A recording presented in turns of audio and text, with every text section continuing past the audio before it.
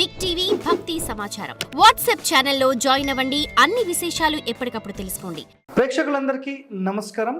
ఈరోజు మనం అంటే ద్వారాలకు సంబంధించిన ఎపిసోడ్స్ ఏవైతే చేస్తున్నామో ఆ ఎపిసోడ్స్లో భాగంగా ఈరోజు సింహద్వారానికి సంబంధించిన ఇంకా డెప్త్ నియమాలు, అంటే ఒక సింహద్వారం అనేది అసలు ఈ కమ్మీలు ఎలా ఉండాలి, గడప ఉండాలా లేదా, చాలామందికి ఇలాంటి ప్రశ్నలు ఉంటాయి. వీటన్నిటికి సంబంధించిన సమాచారం ఈ వీడియోలో మనం తెలుసుకుందాం. సో మనం ద్వారాలకు సంబంధించిన ఇప్పటికీ ఎపిసోడ్స్ ఆల్మోస్ట్ 7-8 ఎపిసోడ్స్ అయిపోయినాయండి. అసలు నిజంగా సింహద్వారానికి సంబంధించి నిజంగా ఇన్ని ఉన్నాయా అనే ఒక ప్రశ్నార్థకంగా ఎంతోమంది కనిపించవచ్చు. కానీ నిజంగా మనం ఫాలో అవ్వగలిగితే ఇవన్నీ కూడా ఒక మంచి రిజల్ట్ అనేది తీసుకొని వస్తుందండి. సో ఇక్కడ మీరు అర్థం ఏం చేసుకోండి అంటే, ఒకటి అసలు సింహద్వారానికి నియమాలు ఎందుకు చెప్పారు.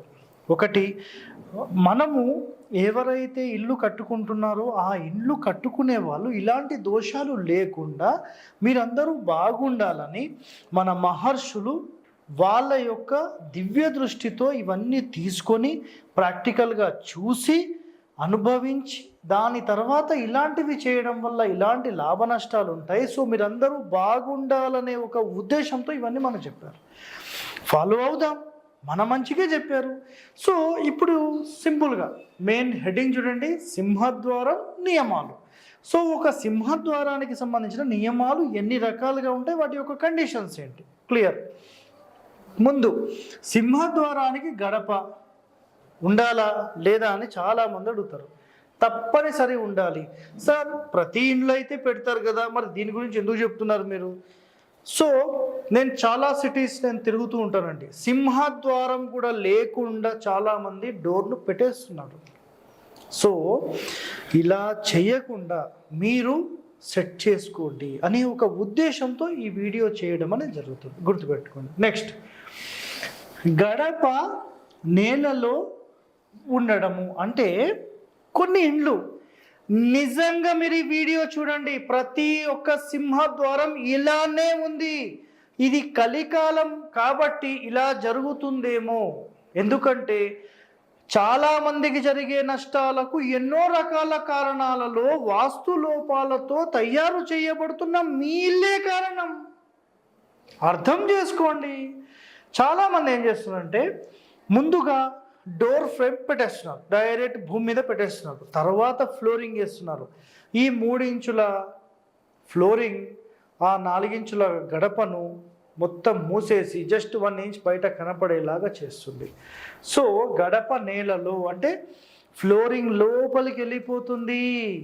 ఇలా గనక మన ప్రధాన ద్వారం యొక్క గడప ఫ్లోరింగ్ లోపలికి వెళ్ళిపోతే సంతతికి అనర్థము, దుఃఖము కలిగించును అని చెప్పి మన మహర్షులు చెప్పడం జరిగింది. సో నిజంగా మీరు ఆలోచన చేయండి, అసలు గడప అనేది ఎవరు పెడతారు సార్, మీరు గమ్మత్తే మాట్లాడుతున్నారు.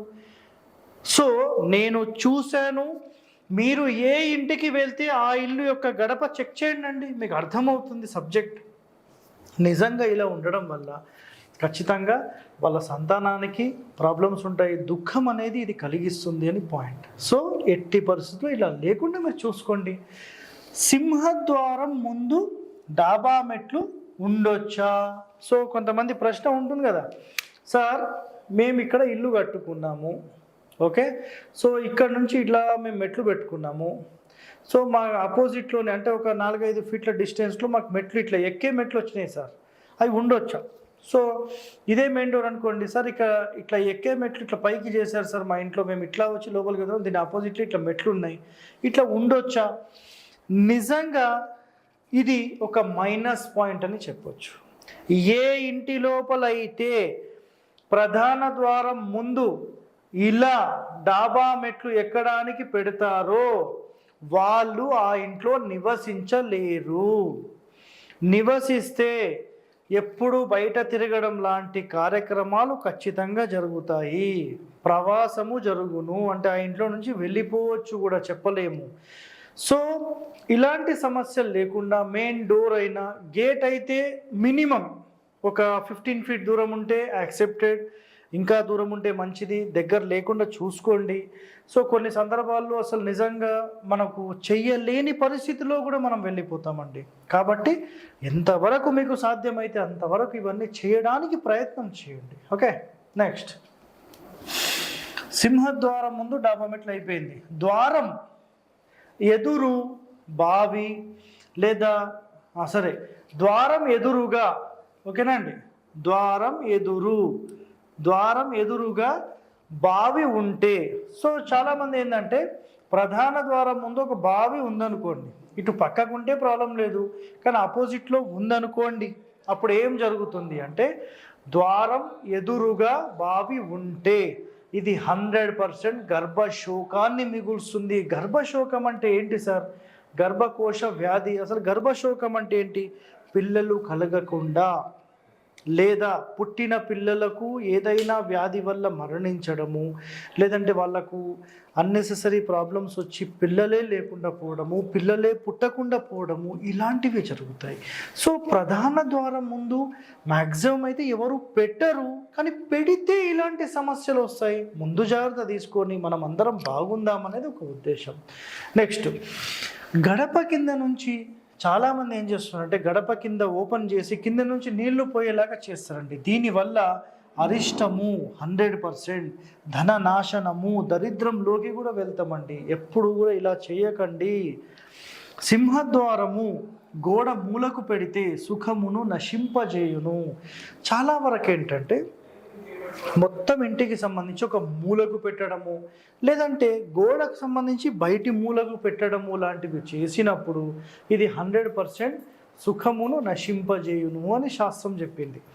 నెక్స్ట్ ద్వారము కిటికీలు మూలలకు పెడితే, ఫర్ ఎగ్జాంపుల్ ఇంటికి సంబంధించిన పూర్తి ఈశాన్య మూలకు కానీ, వాయువ్య మూల కానీ, ఆగ్నేయ మూల, నైరుతి ఏ మూలైనా సరే అసలు పూర్తి మూలలకు ద్వారాలు కానీ కిటికీలు కానీ పెడితే చూపు మందగించును, భవిష్యత్తు నెమ్మదిస్తుంది. ఒకటోది ఆరోగ్యము దెబ్బతింటుంది.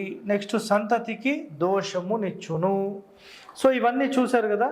సో ఇక్కడ మీరు అర్థం చేసుకుంటే ఈశాన్య ద్వారాలు మొదలైన తర్వాత ఈ కలికాలంలో చాలా వరకు నెగిటివిటీ, తల్లిదండ్రులకు పడకపోవడము, దాని తర్వాత ఉమ్మడి కుటుంబాలు ఇవన్నీ నాశనం అయిపోయాయి.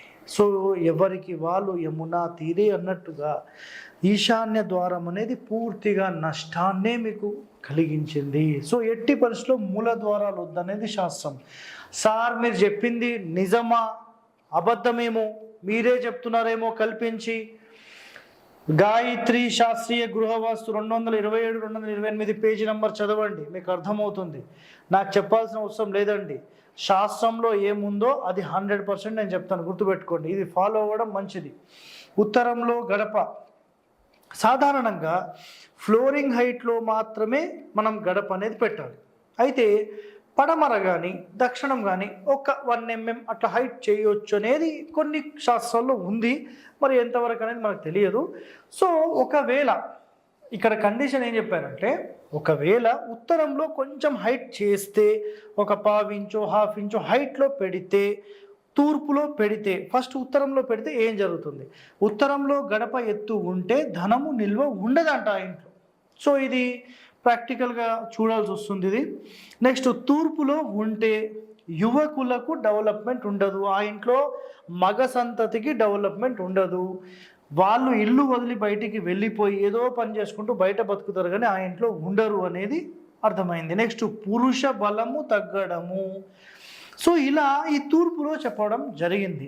కానీ దీన్ని మన మహానుభావులు ఏం చేశారంటే, ఎత్తుండొద్దు అంటే ఫ్లోరింగ్కి హైటు అని దాని అంతరార్థం. మన మహానుభావులు ఏం చేశారంటే డోర్ ఎత్తుండొద్దేమో అని దానికి కమ్మిలు కొట్టించి పెద్ద సింహద్వారాన్ని పీకించేసి చిన్న చిన్న ద్వారాలు పెట్టించి తూర్పులో చిన్నగా ఉండాలి, బరువు తక్కువ ఉండాలని చెప్పి ఇలాంటి పనులు చేసి చాలామందికి నష్టం కలిగించారు. గుర్తుపెట్టుకోండి, ఇలా చేయొద్దండి. నెక్స్ట్ మెయిన్ డోర్ కంటే మెయిన్ గేట్ తక్కువ ఎత్తులో ఉండాలంటే దీని అంతరార్థం ఏంటంటే, మన రోడ్ ఏదైతే ఉంటుందో రోడ్ నుంచి మన స్థలం ఎత్తులో ఉండాలి.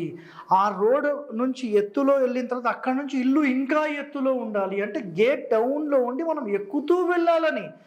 మన మహానుభావులు చేసిన కొన్ని మిస్టేక్స్ ఏంటంటే, దక్షిణం అయితే రోడ్డు కంటే ఇల్లు డౌన్ ఉన్నా ఏమీ కాదు అని చెప్పి చాలామందిని నష్టపరిచారు. దయచేసి మీరు ఇప్పటికైనా ఇవన్నీ అర్థం చేసుకొని సెటరేట్ చేసుకొని మంచి మార్గంలోకి వెళ్ళండి. మెయిన్ డోర్ కంటే మెయిన్ గేట్ తక్కువలో ఉండాలి, రైట్? మెయిన్ డోర్ అయినా గేట్ అయినా లోపలి వైపే ఓపెన్ కావాలి. సో సింహద్వారానికి సంబంధించిన కండిషన్స్ ఇప్పటికీ 7-8 ఎపిసోడ్స్ అయినాయండి. ఇంకా ఎంతో సమాచారం ఉంది. నిజంగా సింహద్వారానికి సంబంధించి 200 నుంచి 300 కండిషన్స్ ఉన్నాయండి. అర్థమైందా? మీరు నిజంగా ఇవన్నీ నేర్చుకొని అసలు ఇంప్లిమెంట్ చేస్తే ఎంత అద్భుతమైన ఇల్లు నిర్మించవచ్చు అనేది ఆలోచన చేయండి.